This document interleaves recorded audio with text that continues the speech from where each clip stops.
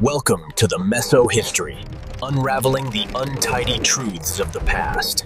Like and subscribe. But its monetary value was secondary. Its real value was historical and artistic. It was a rare glimpse into the world of a mysterious master. Vermeer's work is treasured for its tranquility and its stunning use of light. To lose one was to lose a significant piece of our shared cultural heritage. The music in the painting fell silent. The quiet room it depicted was now gone, stolen away into the dark Boston night. The thieves now possessed one of the world's most precious works of art. A quiet scene of harmony was now part of a violent crime. They handled the small painting with a bit more delicacy, but the outcome was the same. It was gone. The wall where it hung now bore an empty space. Next to it, the empty frames of the Rembrandts stood like sentinels of loss. The Dutch room was being systematically dismantled. The thieves had taken 3 of its most important works in a matter of minutes. The room, once a perfectly curated gallery, now felt broken, violated. The balance Isabella Stewart Gardner had so carefully created was shattered. The quiet concert was over. The thieves had what they came for, but they were not done yet. The museum had more to give. The thieves were not just focused on paintings. Their path of destruction continued through the Dutch room. Their eyes fell upon a small, curious object. It was an ancient Chinese bronze beaker, known as a gu. It dated back to the Shang dynasty, around 1200 BC. It was one of the oldest objects in the museum. It sat on a small table. It was not as flashy as the Rembrandts. It did not have the fame of the Vermeer. But it was a piece of immense historical significance. An artifact from a lost world. It represented Isabella Stewart Gardner's eclectic taste, her love for beauty in all its forms, from all corners of the globe. One of the thieves simply walked over to the table and picked it up. There was no struggle, no complexity. It was a simple act of taking. The gu was small enough to be easily carried. Why did they take it? The motive remains a mystery. It did not fit the pattern of the large, famous European paintings. Was it an afterthought? A personal whim? Did one of the thieves simply like the look of it? Or did they believe it held some hidden value? Whatever the reason, the ancient beaker was added to their growing pile of loot. It was another piece of history, torn from its home. Their greed was not yet satisfied. They looked up. Above the Rembrandt painting, a lady and gentleman in black. There hung a small silk flag. It was a Napoleonic eagle finial. A gilded bronze eagle that once sat atop a flagpole for one of Napoleon's regiments. It was a symbol of military might and imperial ambition. Isabella Stewart Gardner had acquired it in Paris. It was a powerful, historic relic. The thieves saw it. They wanted it. They unscrewed the flagpole from the wall. They took the entire thing. The eagle finial was another strange choice. A military artifact taken along with priceless paintings. The thieves' choices were baffling. They took masterpieces worth hundreds of millions. They also took objects of relatively low monetary value. They left behind more valuable works, including a Titian that was the most precious painting in the museum. The pattern was erratic. It suggested a lack of expertise, or perhaps a very specific personal shopping list. The crime was both highly professional and strangely amateurish. The trail of destruction they left was confusing. It was a mix of brutal efficiency and random looting. Each object they took added another layer to the mystery. Another question for investigators to puzzle over for decades to come. The thieves were not finished. After plundering the Dutch room, they moved on. Their movements were still purposeful. They crossed the second-floor corridor into the short gallery. They entered the short gallery. This was a smaller, more intimate space. It held a different kind of art. The thieves' flashlights scanned the walls. They were searching for smaller, more portable items. Their focus shifted from grand masterpieces to delicate sketches. They found what they were looking for: 5 works by the French artist Edgar Degas. They were charcoal drawings, small studies of horses, small studies of jockeys. They were beautiful, but not on the same scale as the Rembrandts. The thieves began to remove the small frame drawings from the wall. They were quick. The works were protected by glass. The thieves smashed the glass to get to the drawings inside. The sound of shattering glass echoed in the quiet gallery. It was another act of needless violence, another sign of their disregard for the art itself. They could have taken the frames. Instead, they chose destruction.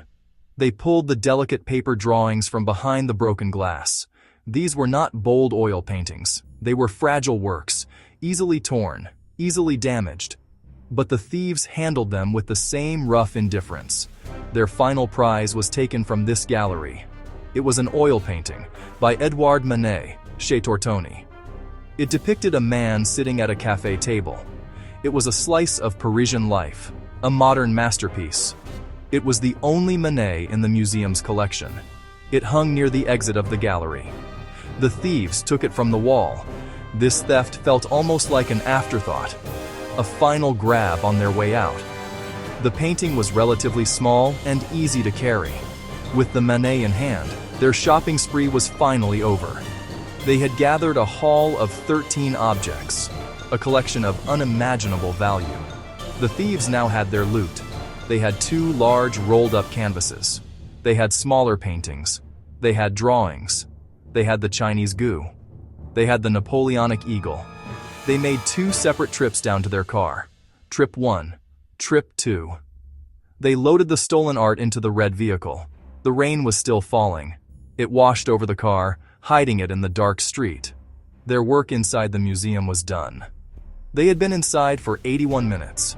It was an audacious, successful, and brutal raid. They returned to the basement one last time. They checked on the guards. You'll hear from us in about a year. Then they were gone. The sun began to rise over Boston. The rain had finally stopped. A new day was beginning.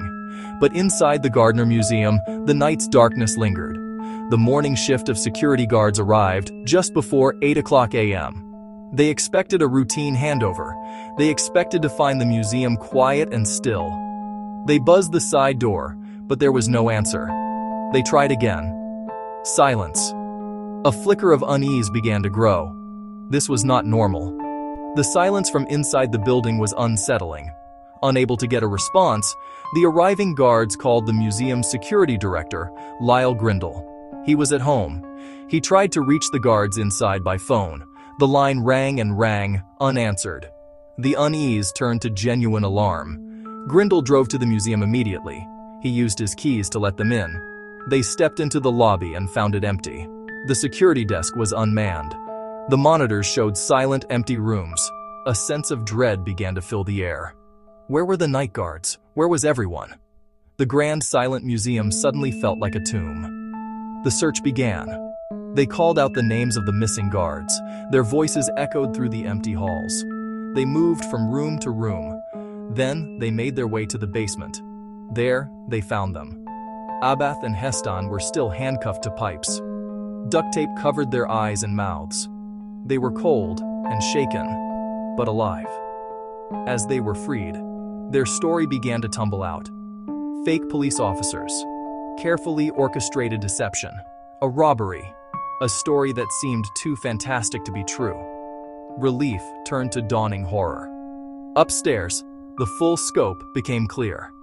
The group walked into the Dutch room. Morning light streamed through the windows. It illuminated a scene of shocking desecration. Gilded frames hung empty on the walls. They were like hollow eye sockets. On the floor, shattered glass crunched underfoot. Pieces of a broken frame lay discarded. The raw, jagged edges of the canvases left behind on their stretchers told a story of brutal haste. The masterpieces were gone. The silence in the room was deafening. It was the silence of profound, irreversible loss. The greatest art heist in history had been discovered. The Boston police were the first to arrive. The initial call reported a robbery. But this was no ordinary break-in.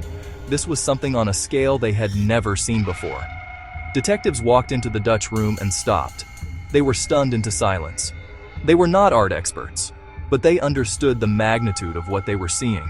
The empty frames were a visceral symbol of the crime. They were looking at a hole torn in the cultural fabric of their city. The room was not just a collection of objects. It was a carefully preserved piece of history, and it had been violated in the most profound way. The scene was chaotic, yet strangely still. The museum was immediately sealed. It became a crime scene. Forensic teams moved in. They were dressed in white suits. They began the slow, meticulous process of gathering evidence. They dusted for fingerprints. They collected fibers. They photographed everything. They documented the smashed frames. They documented the cut stretchers. The thieves had been clever. They wore gloves. They left behind very little. But the criminals had been ghosts. They moved through the space and vanished, leaving almost no trace of themselves. The museum staff was in a state of shock. Curators arrived, conservators arrived. They saw the empty spaces where masterworks had hung for a century. Their professional composure crumbled. There were tears. There was disbelief. For them, the paintings were not just assets. They were like family. They had spent their lives studying them, caring for them. The loss was deeply personal. Anne Hawley, the museum's director, was devastated. She faced the daunting task of leading the institution through its darkest hour. The weight of the loss was immense. The questions were overwhelming. How could this have happened? And more importantly, could they get the art back? The crime scene itself was a puzzle. The thieves' choices were bizarre. They took Rembrandt's only seascape. They left behind Titian's The Rape of Europa in the room next door. They stole a worthless Napoleonic finial. They ignored masterpieces by Raphael. They seemed both knowledgeable and ignorant. This strange mix of professionalism and amateurism baffled investigators from the start. Was it a carefully planned heist with a specific shopping list? Or was it a chaotic smash and grab by thieves who were out of their depth? The crime scene offered no easy answers. It only deepened the mystery. Within hours, the case was handed over. The value of the stolen art was so immense that it automatically became a federal crime. The Federal Bureau of Investigation took the lead. The local Boston police would assist, but this was now the FBI's case. The Bureau's top art crime investigators were assigned. They understood that this was not just about stolen property. This was a high-profile assault on cultural heritage. The pressure was on from the very beginning. The world was watching.